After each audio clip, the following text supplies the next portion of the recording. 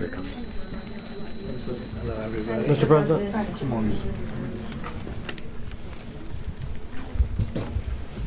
Okay, thank you very much. This is big stuff. We appreciate you being here.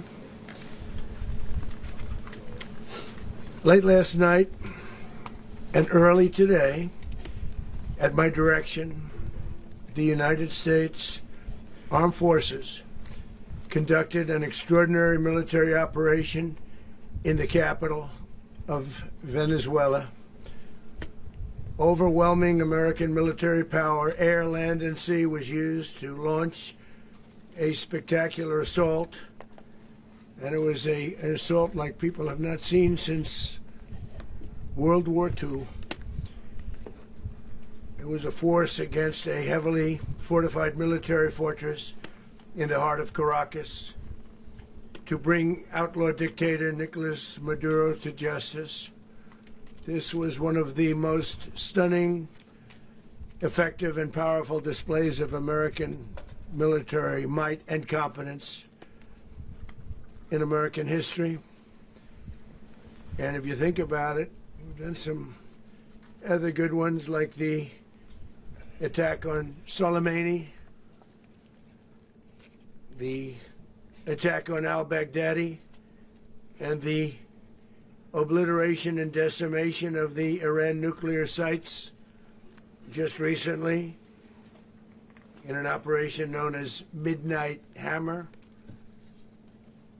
All perfectly executed and done. No nation in the world could achieve what America achieved yesterday, or frankly in just a short period of time. All Venezuelan military capacities were rendered powerless as the men and women of our military, working with U.S. law enforcement, successfully captured Maduro in the dead of night. It was dark. The lights of Caracas were largely turned off due to a certain expertise that we have. It was dark and it was deadly. But captured along with his wife, Celia Flores, both of whom now face American justice. Maduro and Flores have been indicted in the Southern District of New York, Jay Clayton, for their campaign of deadly narco-terrorism against the United States and its citizens. I want to thank the men and women of our military who achieved such an extraordinary success overnight with breathtaking speed, power, precision, and competence. You rarely see anything like it. You've seen some raids in this country that didn't go so well. They were an embarrassment. If you look back to Afghanistan, or if you look back to the Jimmy Carter days, they were different days. We're a respected country again, maybe like never before. These highly trained warriors, operating in collaboration with U.S. law enforcement, caught them in a very ready position. They were waiting for us. They knew we had many ships out in the sea, just sort of waiting. They knew we were coming. So they were in a ready, what's called a ready position. But they were completely overwhelmed and very quickly incapacitated. If you would have seen what I saw last night, you would have been very impressed. I'm not sure that you'll ever get to see it, but it was an incredible thing to see. Not a single American service member was killed, and not a single piece of American equipment was lost. We had many helicopters, many planes, many people involved in that fight.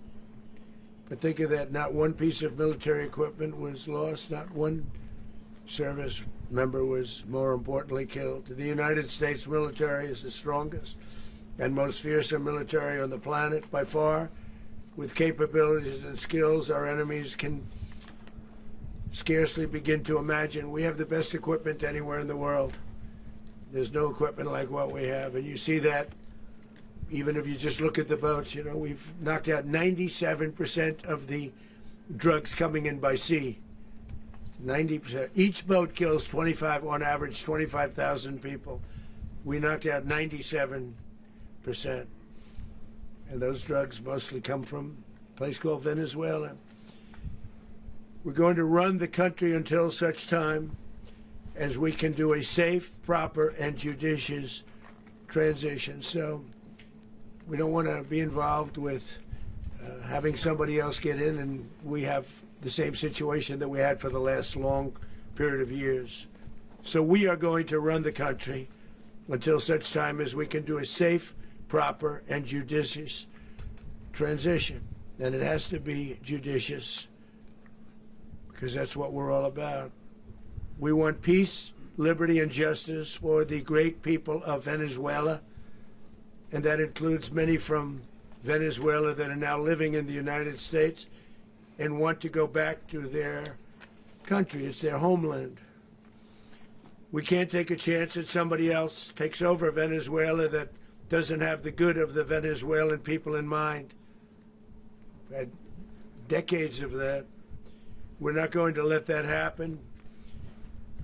We're there now, and what people don't understand, but they understand as I say this, we're there now, but we're going to stay until such time as the proper transition can take place. So we're going to stay until such time as we're going to run it, essentially, until such time as a proper transition can take place. As everyone knows, the oil business in Venezuela has been a bust, a total bust, for a long period of time. They were pumping almost nothing by comparison to what they could have been pumping and what could have taken place.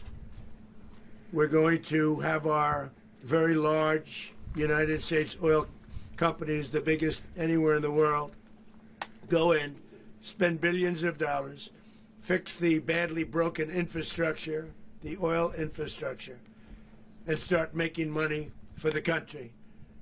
And we are ready to stage a second and much larger attack if we need to do so. So we were prepared to do a second wave if we needed to do so. We actually assumed that a second wave would be necessary, but now it's probably not. The first wave, if you'd like to call it that, the first attack was so successful, we probably don't have to do a second, but we're prepared to do a second wave, a much bigger wave, actually. This was pinpoint, but we have a much bigger wave that probably won't have to do. This partnership of Venezuela with the United States of America, a country that everybody wants to be involved with because of what we were able to do and accomplish, will make the people of Venezuela rich, independent, and safe. And it will also make the many, many people from Venezuela that are living in the United States extremely happy. They suffered. They suffered. So much was taken from them. They're not going to suffer anymore. The illegitimate dictator Maduro was the kingpin of a vast criminal network responsible for trafficking colossal amounts of deadly and illicit drugs into the United States. As alleged in the indictment, he personally oversaw the vicious cartel known as Cartel de las Solas, which flooded our nation with lethal poison, responsible for the deaths of countless Americans, many, many Americans. Hundreds of thousands over the years of Americans died because of him. Maduro and his wife will soon face the full might of American justice and stand trial on American soil. Right now they're on a ship. They'll be heading to, ultimately, New York, and then a decision will be made, I assume, between New York and Miami or Florida. But we have people where the overwhelming evidence of their crimes will be presented in a court of law. And I've seen it. I've seen what we have. It's both horrible and breathtaking that something like this could have been allowed to take place. For many years after his term as president of Venezuela expired, Maduro remained in power and waged a ceaseless campaign of violence, terror, and subversion against the United States of America, threatening not only our people, but the stability of the entire region. And you all saw it. In addition to trafficking gigantic amounts of illegal drugs that inflicted untold suffering and human destruction all over the country, all over in particular the United States, Maduro sent savage and murderous gangs, including the bloodthirsty prison gang Tren de Aragua, to terrorize American communities nationwide. And he did indeed. They were in Colorado. They took over apartment complexes. They cut the fingers off people if they called police. They were brutal, but they're not so brutal now. And I just have to congratulate our military, Pete and everybody, and our National Guard, because the job that they've done, whether it's in Washington, D.C., where we have a totally safe city, where it was one of the most unsafe cities anywhere in the world, frankly, and now we have no crime in Washington, D.C. We haven't had a killing. We had the terrorist attack a few weeks ago. A little bit of a different kind of a threat, but we haven't had a killing in a long period of time, 6, 7 months. We used to have two, on average, 2 a week in Washington, our capital. We don't have that anymore. The restaurants are opening. Everyone's happy. They're going, they're walking their daughters, they're walking their children, their wives, they walk to restaurants. Restaurants are opening all over Washington, D.C. So I want to thank the National Guard. I want to thank our military. And I want to thank law enforcement. Been amazing. And they should do it with more cities. We're doing it, as you know, and we're doing it in Memphis, Tennessee right now, and crime is down. We've just sort of started a few weeks ago, but crime is down now 77%. And the governor of Louisiana called, great person, and he wanted us to help him, as you know, in a certain very nice part of Louisiana, and we have done that. And it was a rough section, and we have crime down. I understand it's down to almost nothing already after 2.5 weeks. New Orleans, it's down to almost nothing, and we've only been there for 2.5 weeks. Can't imagine why governors wouldn't want us to help. We also helped, as you know, in Chicago, and crime went down a little bit there. We did a very small help because we had no working ability with the governor. The governor was a disaster, and the mayor was a disaster. But it knocked down crime. But we're pulling out of there when they need us. We'll know. You'll know. You'll be writing about it. And likewise, Los Angeles, where we saved Los Angeles early on, where the head of the police department made a statement that if the federal government didn't come in, we would have lost Los Angeles. That's long after the fires. That's when they had the riots in Los Angeles. We did a great job. Got no credit for it whatsoever, but that's okay. It doesn't matter. We don't need the credit. But we'll be pulling out when they need us. They'll call, or we'll go back if we have to. We'll go back. But we did a great job in various cities. But the place that we're very proud of is Washington, D.C., because it's our nation's capital. We took it from being a crime-ridden mess to being one of the safest cities in the country. But the gangs that they sent raped, tortured, and murdered American women and children. They were in all of the cities I mentioned, Tren de Aragua. And they were sent by Maduro to terrorize our people, and now Maduro will never again be able to threaten an American citizen or anybody from Venezuela. There will no longer be threats.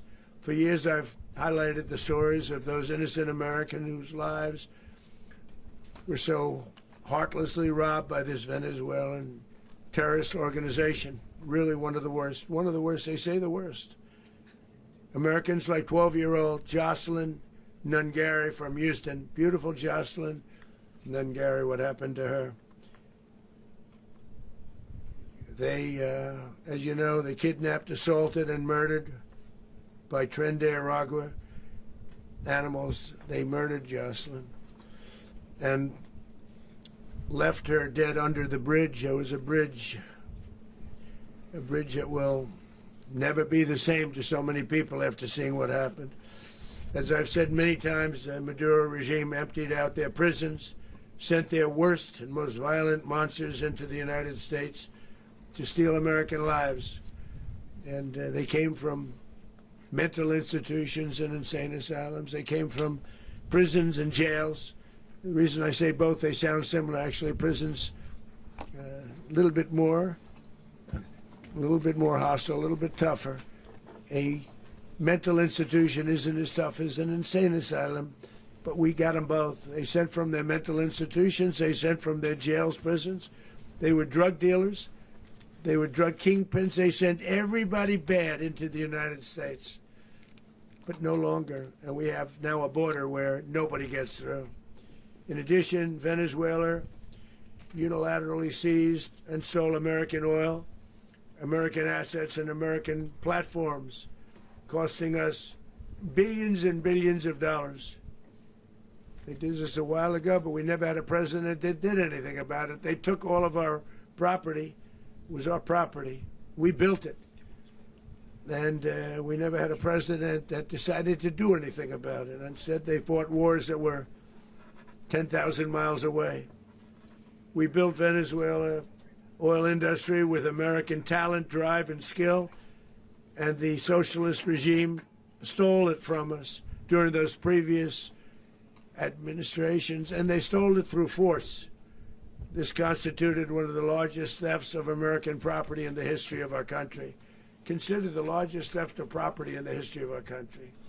Massive oil infrastructure was taken like we were babies, and we didn't do anything about it. I would have done something about it. America will never allow foreign powers to rob our people or drive us back into and out of our own hemisphere. That's what they did. Furthermore, under the now deposed dictator Maduro, Venezuela was increasingly hosting foreign adversaries in our region and acquiring menacing offensive weapons that could threaten U.S. interests and lives. And they used those weapons last night. Potentially in league with the cartels operating along our border. All of these actions were in gross violation of the core principles of American foreign policy, dating back more than 2 centuries. And not anymore. All the way back, it dated to the Monroe Doctrines. And the Monroe Doctrine is a big deal. But we've superseded it by a lot. By a real lot. They now call it the Monroe Document. I don't know. It's Monroe Doctrine. We sort of forgot about it. It was very important, but we forgot about it. We don't forget about it anymore. Under our new national security strategy, American dominance in the Western Hemisphere will never be questioned again. Won't happen. So just in concluding, for decades, other administrations have neglected or even contributed to these growing security threats in the Western Hemisphere. Under the Trump administration, we are reasserting American power in a very powerful way in our home region. And our home region is very different than it was just a short while ago. The future will be, and we did this in my first term. We had great dominance in my first term, and we have far greater dominance right now. Everyone's coming back to us. The future will be determined by the ability to protect commerce and territory and resources that are core to national security. These are core to our national security. Just like tariffs are, they've made our country rich, and they've made our national security stronger than ever before. But these are the iron laws that have always determined global power. And we're going to keep it that way. We will secure our borders. We will stop the terrorists. We will crash the cartels, and we will defend our citizens against all threats, foreign and domestic. Other presidents may have lacked the courage or whatever to defend America, but I will never allow terrorists and criminals to operate with impunity against the United States. This extremely successful operation should serve as warning to anyone who would threaten American sovereignty or endanger American lives. Very importantly, the embargo on all Venezuelan oil remains in full effect. The American Armada remains poised in position, and the United States retains all military options until United States demands have been fully met and fully satisfied. all political and military figures in Venezuela should understand what happened to Maduro can happen to them, and it will happen to them if they aren't just, fair, even to their people. The dictator and terrorist, Maduro, is finally gone in Venezuela. People are free. They're free again. It's been a long time for them, but they're free. America is a safer nation. This morning, it's a prouder nation this morning because it didn't allow this horrible person and this country that was doing very bad things to us. It didn't allow it to happen. And the Western Hemisphere is right now a much safer place to be. So I want to thank everybody for being here. I want to thank General Kaine. He's a fantastic man. I've worked with a lot of generals. I worked with some I didn't like. I worked with some I didn't respect. I worked with some that just weren't good. But this guy is fantastic. I watched last night one of the most precise attacks on sovereignty. I mean, it was an attack for justice. And I'm very proud of him, and I'm very proud of our Secretary of War, Pete Hegseth, who I'm going to ask to say a few words. Thank you very much. Thank you, Mr. President. Mr. President, can you explain how the U.S. will run Venezuela? Well, thank you, Mr. President.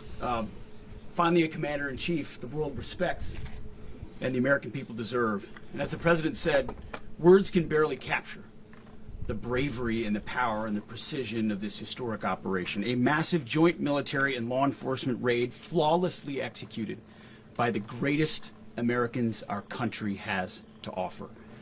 American warriors are second to none, the best in the world and the best of our country. What all of us witnessed last night was sheer guts and grit, gallantry, and glory of the American warrior. I'm simply humbled by such men, and I tip my hat to our chairman, Dan Kaine, and all those Americans who stood watch last night. Our warriors are the elite of America, and again, President Trump has your back. No other country on planet Earth, and it's not even close, could pull this kind of operation off. And no other president has ever shown this kind of leadership, courage, and resolve. The most powerful combination the world has ever seen. As the President said, our adversaries remain on notice. America can project our will anywhere, anytime. The coordination, the stealth, the lethality, the precision, the very long arm of American justice, all on full display in the middle of the night. Nicolás Maduro had his chance, just like Iran had their chance, until they didn't and until he didn't. He effed around and he found out. President Trump is deadly serious about stopping the flow of gangs and violence to our country. Deadly serious about stopping the flow of drugs and poison to our people. Deadly serious about getting back the oil that was stolen from us. And deadly serious about reestablishing American deterrence and dominance in the Western Hemisphere. This is about the safety, security, freedom, and prosperity of the American people. This is America first. This is peace through strength. And the United States War Department is proud to help deliver it. Welcome to 2026, and under President Trump, America is back. I'd like to welcome now our chairman, Chairman Kaine, to give a few more details about the operation. Mr. Chairman. Thank you, Mr. Secretary. Thank you, Mr. President, and good morning. Last night, on the order of the President of the United States and in support of a request from the Department of Justice, as the President said, the United States military conducted an apprehension mission in Caracas, Venezuela, to bring to justice two indicted persons, Nicolás and Cecilia Maduro. This operation, known as Operation Absolute Resolve, was discreet, precise, and conducted during the darkest hours of January 2nd and was the culmination of months of planning and rehearsal, an operation that, frankly, only the United States military could undertake.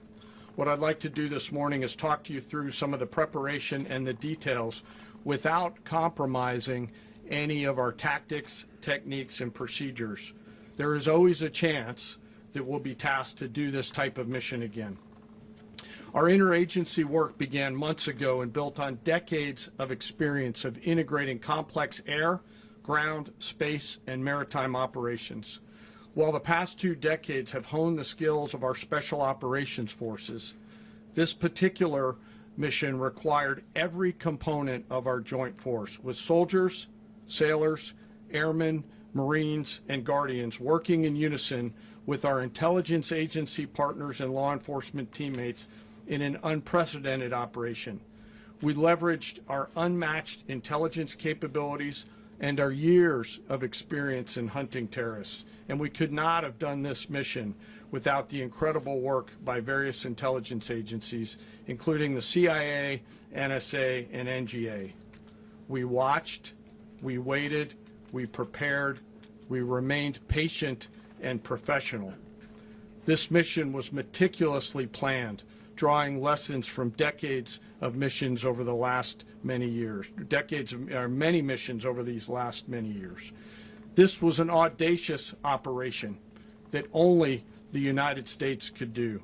It required the utmost of precision and integration within our joint force. And the word integration does not explain the sheer complexity of such a mission. An extraction so precise it involved more than 150 aircraft launching across the Western Hemisphere in close coordination, all coming together in time and place to layer effects for a single purpose: to get an interdiction force into downtown Caracas while maintaining the element of tactical surprise. Failure of one component of this well-oiled machine would have endangered the entire mission, and failure is never an option for America's joint force. Those in the air over Caracas last night were willing to give their lives for those on the ground and in the helicopters. Let me talk a little bit about the preparation. After months of work by our intelligence teammates to find Maduro and understand how he moved, where he lived, where he traveled, what he ate, what he wore, what were his pets, in early December, our force was set pending a series of aligned events. Key was choosing the right day to minimize the potential for civilian harm and maximize the element of surprise, and minimize the harm to the indicted personnel, so as the President said, they could be brought to justice. And as the President said earlier today, weather in Venezuela is always a factor this time of the year. And over the weeks through Christmas and New Year's, the men and women of the United States military sat ready, patiently waiting for the right triggers to be met and the President to order us into action. Last night, the weather broke just enough, clearing a path that only the most skilled aviators in the world could maneuver through. Ocean, mountain, low cloud ceilings, but when tasked with a mission, this organization does not quit. At 10:46 p.m. Eastern Time last night, the President ordered the United States military to move forward with this mission. He said to us, and we appreciate it, Mr. President, good luck and Godspeed. And those words were transmitted to the entire joint force. Over the course of the night, aircraft began launching from 20 different bases on land and sea across the Western Hemisphere. In total, more than 150 aircraft, bombers, fighters, intelligence, reconnaissance, surveillance, rotary wing were in the air last night. Thousands and thousands of hours of experience were airborne. Our youngest crew member was 20, and our oldest crew member was 49, and there's simply no match for American military might. As the night began, the helicopters took off with the extraction force, which included law enforcement officers, and began their flight into Venezuela at 100 feet above the water. As they approached Venezuelan shores, the United States began layering different effects provided by Spacecom, Cybercom, and other members of the interagency to create a pathway. Overhead, those forces were protected by aircraft from the United States Marines, the United States Navy, the United States Air Force, and the Air National Guard. The force included F-22s, F-35s, F-18s, EA-18s, E-2s, B-1 bombers, and other support aircraft, as well as numerous remotely piloted drones. As the force began to approach Caracas, the Joint Air Component began dismantling and disabling the air defense systems in Venezuela, employing weapons to ensure the safe passage of the helicopters into the target area.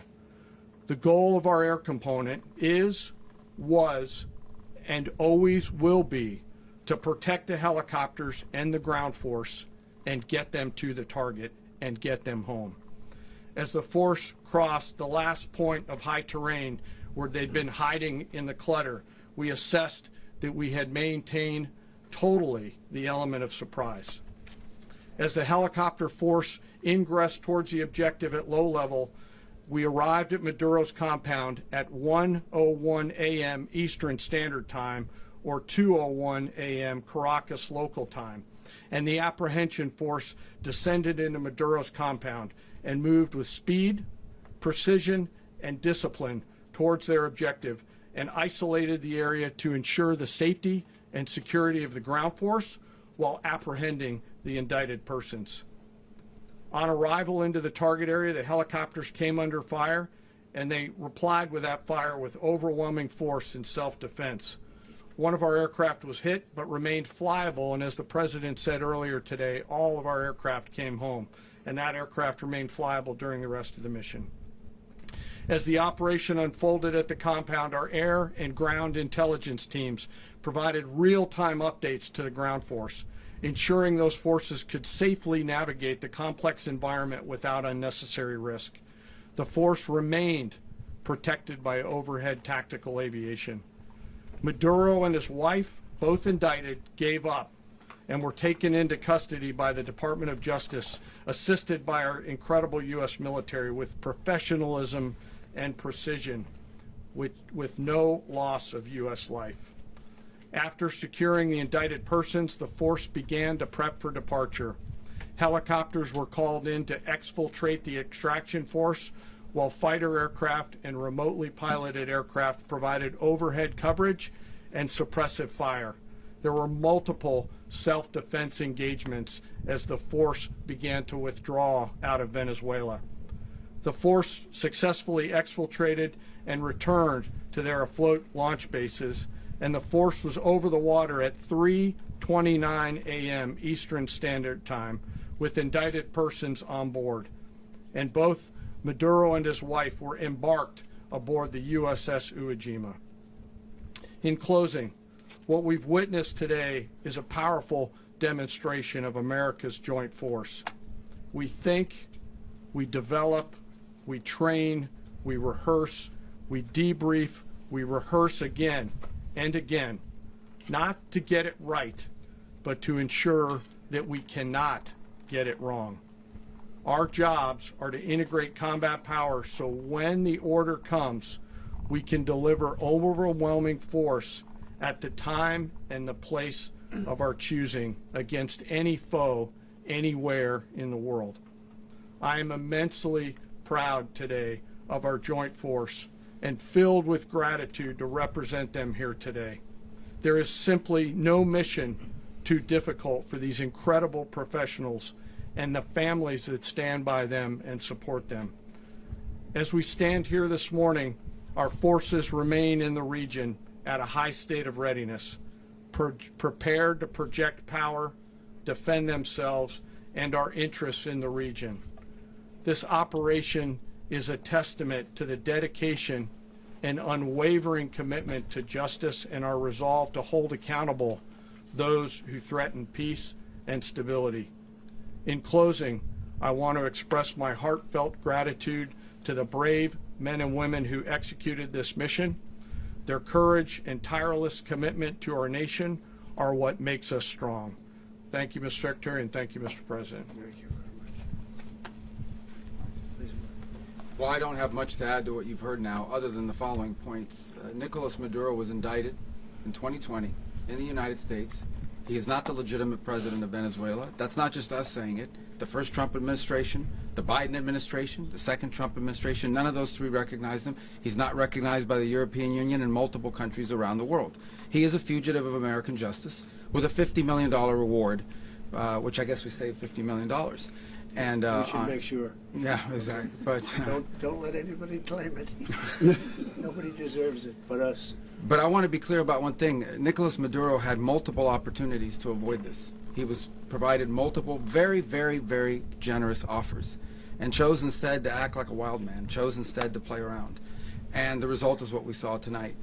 The other message here is the following. You have a guy, like many people around the world, they like to play games. You have a guy who decides he's going to invite Iran into his country, is going to, do the confiscation of American oil companies, is going to flood our country with gang members, is going to take Americans prisoner and try to hold them for hostage and trade them like he was able to do with the Biden administration. Basically likes to play games all this time and thinks nothing's going to happen. And I hope what people now understand is that we have a president. The 47th president of the United States is not a game player. When he tells you that he's going to do something, when tells you he's going to address a problem, he means it. He actions it. I can tell you, I've watched this process now for 14, 15 years, been around it. Everybody talks. I'm going to do this. I'm going to do that. When I get there, we're going to do this. We're going to take. This is a president of action. Like, I don't understand yet how they haven't figured this out. And now, if you don't know, now you know. Because this is the way it's going to play out. And I think people need to understand that this is not a president that just talks and does letters and press conferences. And, if he says he's serious about something, he means it. And this is something that was a direct threat to the national interest of the United States, and the president addressed it. There's a president of peace, by the way. I told you what I just said earlier. This guy had multiple opportunities to find his way somewhere else and figure out another. He could have been living somewhere else right now very happy, but instead he wanted to play big boy. And so now, he's got other sets of problems on his hands. And but I think the message here should be for the world. Look, the president doesn't go out looking for people to pick fights with. He's not, generally wants to get along with everybody. We'll talk and meet with anybody, but don't play games. Don't play games with this president's in office, because it's not going to turn out well. And so I hope that, I guess that lesson was learned last night, and we hope it'll be instructive moving forward. Is that a message for Cuba? Mr. President. Mr. President. Mr. President. You said that the U.S. is going to run Venezuela, so who's in power right now? Well, we're going to be running it with a group, and we're going to make sure it's run properly. We're going to rebuild the oil infrastructure, which will cost billions of dollars. It'll be paid for by the oil companies directly. They will be reimbursed for what they're doing, but it's going to be paid. And we're going to get the oil flowing the way it should be. As you know, it was just a minor flow. It was actually a minor flow for what they have. But we're going to run it properly, and we're going to make sure the people of Venezuela are taken care of. We're going to make sure the people that were forced out of Venezuela by this thug are also taken care of. Mr. President, does the U.S. running the country mean that U.S. troops will be on the ground? How will that work? Well, they always say boots on the ground. So we're not afraid of boots on the ground if we have to have. We had boots on the ground last night at a very high level, actually. We're not afraid of it. We don't mind saying it. But we're going to make sure that that country is run properly. We're not doing this in vain. This is a very dangerous attack. This is an attack that could have gone very, very badly. Could have gone very badly. We could have lost a lot of people last night. We could have lost a lot of dignity. We could have lost a lot of equipment. The equipment is less important, but we could have lost a lot. And we're going to make sure that this is proper. We're there now. We're ready to go again if we have to. We're going to run the country right. It's going to be run very judiciously, very fairly. It's going to make a lot of money. We're going to give money to the people. We're going to reimburse people that were taken advantage of. We're going to take care of everybody. It's very important. We couldn't let them get away with it. They stole our oil. We built that whole industry there, and they just took it over like we were nothing. And we had a president that decided not to do anything about it. So we did something about it. We're late, but we did something about it. Yeah, please. Mr. President, can you explain the exact mechanism by which you're going to run the country? Are you going to designate a U.S. official to coordinate? It's all being done right now. We're designating people. We're talking to people. We're designating various people, and we're going to let you know who those people are. Mr. President. What's the group you mentioned that would run Venezuela? Well, it's largely going to be for a period of time the people that are standing right behind me. We're going to be running it. We're going to be bringing it back. It's a dead, I talk about a dead country. A year and a half ago, we were a dead country. Now we're the hottest country anywhere in the world. We're a country doing better than any country anywhere in the world. And it required leadership. Venezuela has a lot of bad people in there, a lot of bad people that shouldn't be leading. We're not going to take a chance that one of those people take over for Maduro. So you can look at, and others, we have fantastic people, including people in the military. So we're going to have a group of people running it until such time as it can be put back on track, make a lot of money for the people, and give people a great way of life, and also reimbursement for people in our country that were forced out of Venezuela. Mr. President, Rubio would be. you said earlier today that you weren't going to back Machado to come back and be the opposition leader in your Fox and Friends interview. And then you also mentioned the vice president of Venezuela. Are you going to work with the vice president of Venezuela, or how do you foresee the relationship Well, going? I understand she was just sworn in, but she was, as you know, picked by Maduro. So Marco's working on that directly. He just had a conversation with her, and she's essentially willing to do what we think is necessary to make Venezuela great again. Very simple. Mr. President, Colombian President Gustavo Petro, a couple weeks ago, he said he's got to watch his ass. And today, he said he's not concerned about anything happening to him in the aftermath of this operation. So, just what your message is Well, about he that. has cocaine mills. He has factories where he makes cocaine. And yeah, I think I stick by my first statement. He's making cocaine. They're sending it into the United States. So he does have to watch his ass. Mr. President, Did you notify any members of Congress in advance? Marco, do you want to talk about that? Because you were involved in Sure. We call members of Congress immediately after. This was not the kind of mission that you can do congressional notification on. It was a trigger-based mission in which conditions had to be met night after night. We watched and monitored that for a number of days. So it's just simply not the kind of mission you can call people and say, hey, we may do this at some point in the next 15 days. But it's largely a law enforcement function. Remember, at the end of the day, at its core, this was an arrest of 2 indicted fugitives of American justice, and the Department of War supported the Department of Justice in that job. Now, there are broader policy implications here, but it's just not the kind of mission that you can pre-notify because it endangers the mission. Mr. President, If I could add one thing to that, Congress has a tendency to leak. This would not be good. If they leaked, General, I think it would have been maybe a very different result. But I have to say, they knew we were coming at some point, We had a lot of ships out there. They sort of knew we were coming. But Congress will leak, and we don't want leaking. Mr. President, You were one of the only people to watch this all play out live. What was Maduro doing when the U.S. forces entered what I assume would be his home? And also, was there any point where the U.S. was considering if Maduro pushed back or resisted killing Maduro? It could have happened. It could have happened. He was trying to get into a safe place. The safe place is all steel. And he wasn't able to make it to the door because our guys were so fast. They went through the opposition so fast. And there was a lot of opposition. People were wondering, do we get them by surprise? Sort of surprised, but they were waiting for something. It was a lot of opposition. There was a lot of gunfire. You saw some of it today.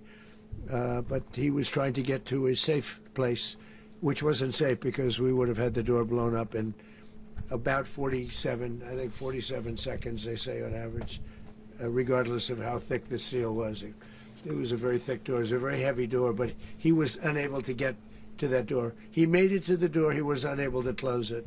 So where's Maduro going to be? Go ahead, finish. Where is Maduro going to be in the time being right now? Do you know his exact Well, whereabouts? eventually, ultimately, in the near future, he's going to be brought to New York. And where is he going to be held? Where is he going to be held in New York? Do you know? That's going to be up to the officials that do these things. Mr. President, the U.S. has something of a mixed track record of ousting dictators without necessarily a plan for what comes afterwards. Did that weigh on your decision Well, that's making? when we had different presidents, but with me, that's not true. With me, we've had a perfect track record of winning. We win a lot, and we win. If you look at Soleimani, you look at al-Baghdadi, you look at the Midnight Hammer. Midnight Hammer was incredible. Right now, you wouldn't have peace in the Middle East. We have essentially peace in the Middle East because of that. If we weren't successful with Midnight Hammer, you wouldn't have peace in the Middle East. So with me, you've had a lot of victory. You've had only victories. You've had no losses. Yeah. Mr. President, can you? How long do you expect the U.S. to run Venezuela, and how soon do you want the Venezuelan people to hold elections? So I'd like to do it quickly, but it takes a period of time. You know, we're rebuilding. We have to rebuild their whole infrastructure. The infrastructure is rotted. It's actually very dangerous. It's blow-up territory. Oil is very dangerous. It's a very dangerous thing to take out of the ground. It can kill a lot of people. It has killed a lot of people doing just that. The infrastructure is old. It's rotted.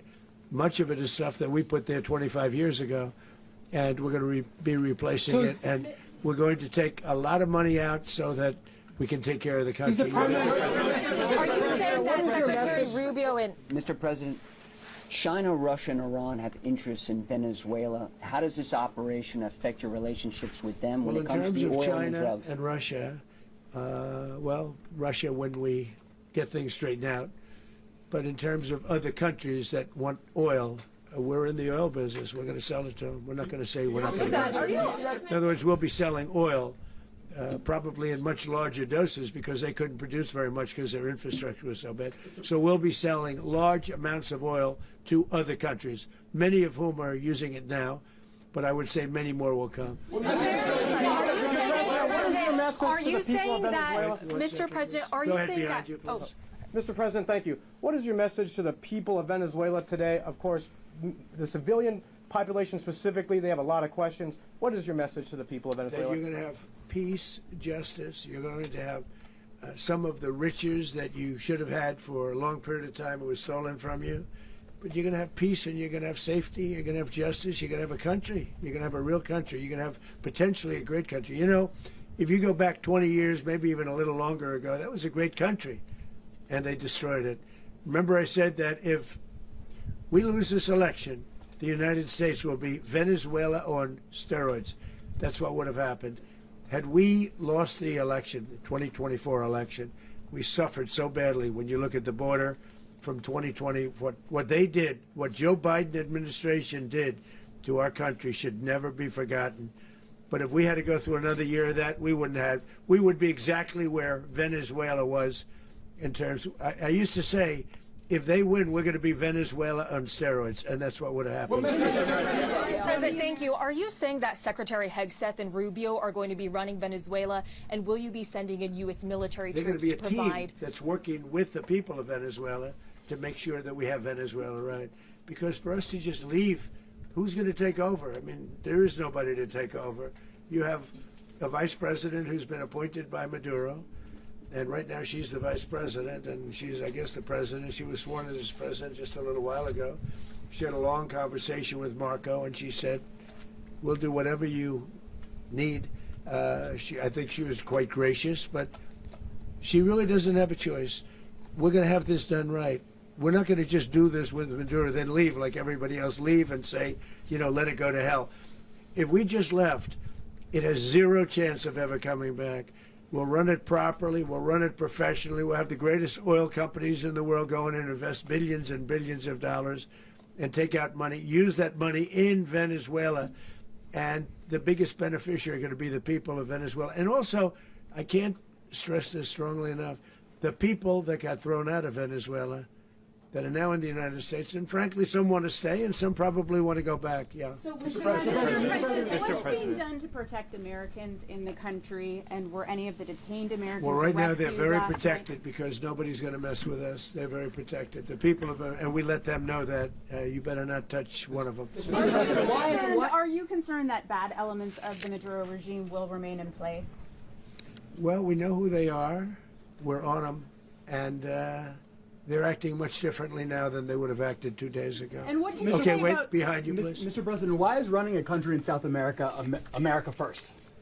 Well, I think it is because we want to surround ourselves with good neighbors. We want to surround ourselves with stability.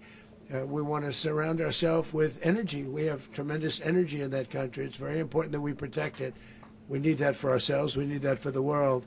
And we want to make sure we can protect it. Yes, sir. Please, go ahead. Yeah, is there a message here for Cuba and Diaz-Canel?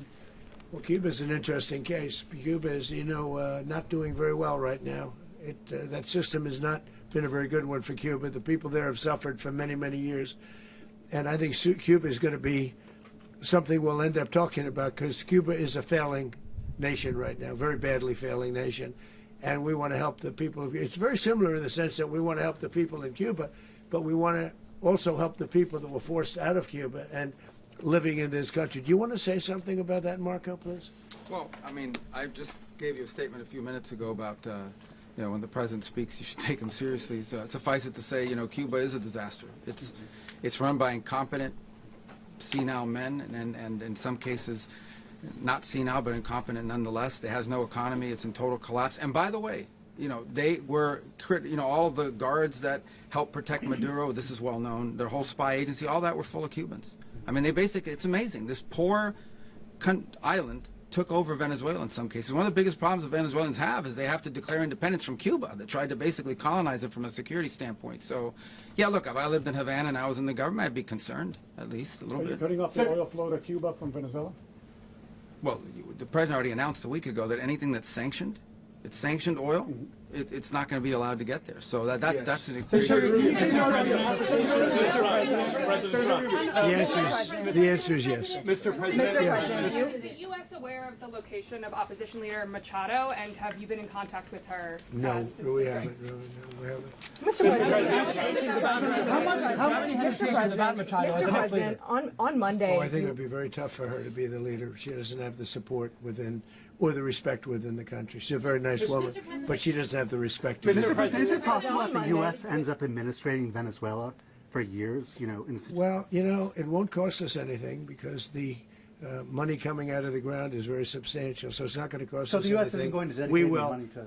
Well, we want safety there. We want to be surrounded by countries that aren't housing all of our enemies all over the world. That's what was happening, and you don't want to have that. But we're going to be rebuilding, and we're not spending money. The oil companies are going to go in. They're going to spend money. We're going to take back the oil that, frankly, we should have taken back a long time ago. A lot of money is coming out of the ground. We're going to get reimbursed for all of that. We're going to get reimbursed for everything that we spend. So it's going to be a very important. This is a very big evening that took place last night. We have to be surrounded by safe, secure countries, and we also have to have energy. Very important. We have to have energy that's real energy, not where they're getting 4% and 5% of the energy out of the ground. You take a look. It was such a disaster. So what's going to happen with Venezuela, I think, over the next period of a year is going to be a great thing, and the people of Venezuela will be the biggest beneficiaries. Mr. President, U.S. military. Mr. President, thank you. What did you last speak to Maduro about when you spoke? And is the Well, US I don't want to get into the Venezuela? conversations, but I did have conversations with him, and I said, you got to surrender. And I actually thought he was pretty close to doing so, but now he wished he did, yeah. Mr. President, can you explain, you said that Maduro is responsible for drug trafficking. You recently pardoned the former president of Honduras who was convicted on many drug trafficking. Can you explain how these two situations are different? And would you ever pardon Maduro? I endorsed, as you know, the winning president, the man who won in Honduras. I endorsed the man who won in Chile. I endorsed the man who won in Argentina. And we are doing very well with that whole group. What the man that I pardoned was, if you could equate it to us, he was treated like the Biden administration treated a man named Trump. That didn't work out too well for them. This was a man who was persecuted very unfairly. He was the head of the country. He was persecuted very unfairly. And there are a number of them. And we felt that it was a very unfair situation that happened to him. He's also a party member of the man who won. So obviously the people liked what I did. And one of the reasons that was done is because of the fact that the party in power felt very strongly that that man was treated very badly. I studied it very quickly, and then I studied it in great detail.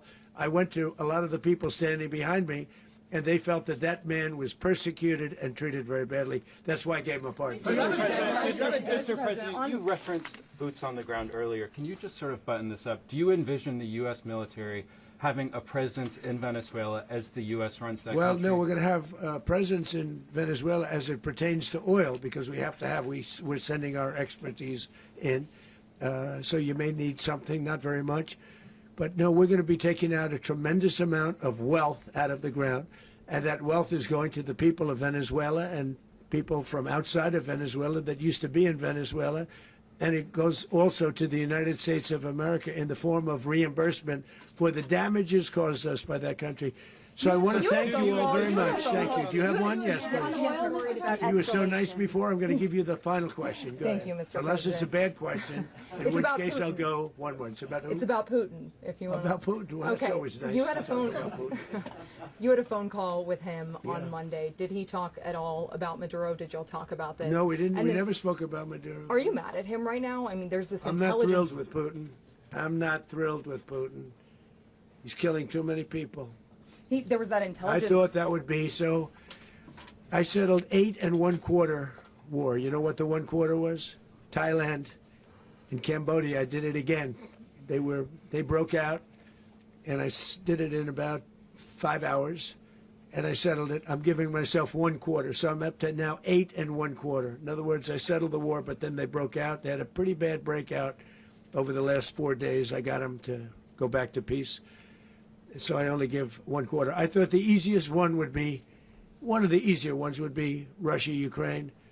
It's not. And they both have done some pretty bad things. And look, that's Biden's war. That's not my war. But I want to stop the lives. Did you see where last month, 30,000, it was 27,000 the month before. 30,000, mostly soldiers, were killed this last month. 30,000. I want to stop that.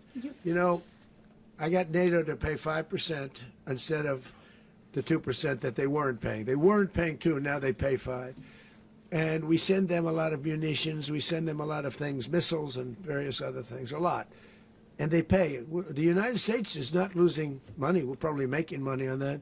It's the last thing I care about. I just want to stop all those people. We're losing 25, 30,000 human beings that come from 2 places that are very far away. But if I can stop, because it's something I've been pretty good at doing, deals, I guess. It's all a deal. Life is a big deal. But if I can stop that war and stop 30,000 young people, in addition to the fact that people are being killed in Kiev, people are being killed in other cities throughout, you know, a much smaller number, but they're being killed, viciously killed. So I'm not happy about it. I thought that would be something that would get solved. We have Mr. Witkoff here. I think that we're making progress, but that's a war that should have never happened. If I were president, it would have never happened. Putin says it. Everybody says it. If I were president, that would have never happened. But I inherited that war. That was Joe Biden, Zelensky, and Putin. I came into the situation, and it's a mess. And I will say this. I watched an operation last night that was so precise, that was so brilliant. I mean, it was incredible. If we had our people, like this general and our people involved, that war would not have gone on very long, that I can tell you. You told me that war, to use an old term, that war has become a bloodbath, and we want it to get stopped. Thank you very much.